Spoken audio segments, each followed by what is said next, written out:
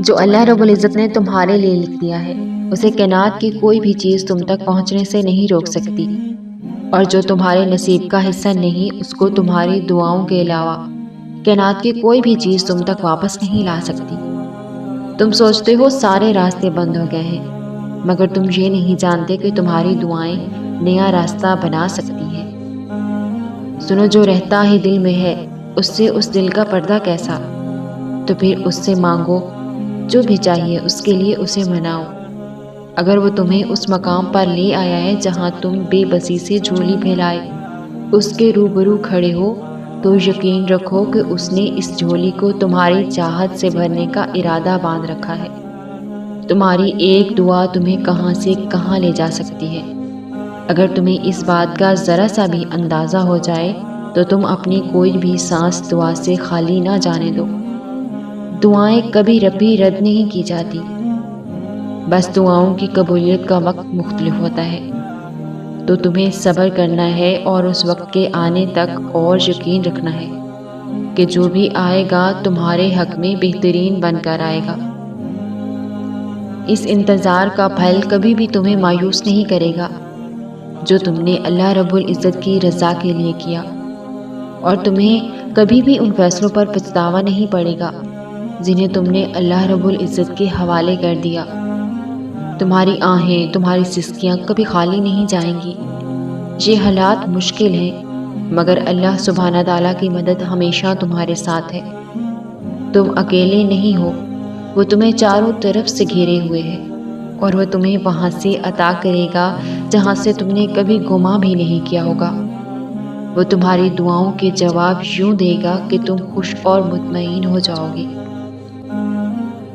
اللہ پاک قرآن پاک میں فرماتے ہیں کہ جو بھی کام تم کرتے ہو اللہ اسے دیکھ رہا ہے۔ ضروری نہیں ہے کہ جو مانگا جائے وہ اسی وقت مل جائے، اور یہ بھی ضروری نہیں ہے کہ جو نصیب میں نہیں لکھا پھر وہ کبھی نصیب کا حصہ نہیں لکھا جائے گا۔ بس یہ ساری وقت کی ترتیب ہے، سب کچھ اللہ سبحانہ تعالیٰ کی منصوبہ سازی ہے۔ تمہارے سوچے ہوئے وقت کے مطابق نہ صحیح، مگر وہ جو بھی ہوگا تمہاری رضا کے مطابق ہی ہوگا۔ اگر سب کچھ فوراً ملنے لگے اور ہو ویسا ہی ملنے لگے جیسا تم چاہتے ہو، تو تمہیں کیسے پتہ چلے گا کہ جو چیز اللہ رب العزت سے مانگ کر اور اللہ رب العزت کو منا کر ملے اس چیز کا مزہ بن مانگے مل جانے جیسا نہیں ہوتا؟ اور اگر نیند آنکھوں میں اترنے لگے تو تم کیسے رات کے اندھیروں میں وہ سرگوشیاں سن سکو گے جو اللہ اور تمہارے درمیان ہوتی ہیں؟ تمہاری دعائیں سن لی گئی ہیں، مگر یہ وقت آزمائش ہے کہ تم کتنا انتظار کرتے ہو۔ تمہارا سکون بس یہ بات خود کو سمجھا لینے میں ہے کہ جو بھی ہوا اللہ رب العزت کی رضا سے ہوا ہے، اور آگے جو بھی ہوگا وہ اللہ کی ہی رضا سے ہی ہوگا۔ تو اگر دل کو حقیقت پر منانا مشکل ہے تو اس کو منا لو جو حقیقت کو بدل سکتا ہے، اور اس کو منانے کی بس ایک ہی تدبیر ہے: دعا، صبر، یقین اور انتظار۔ ہر چیز کو کسی نہ کسی مقصد کے تحت تم سے وابستہ کیا گیا ہے یا پھر تم سے دور کیا جاتا ہے، اور وہ مقصد تم کبھی نہیں جان سکتے۔ بس تمہیں اتنا یقین رکھنا ہے کہ وہ مقصد خدا ہے، اور جو وہ جانتا ہے وہ تم کبھی نہیں جان سکتے۔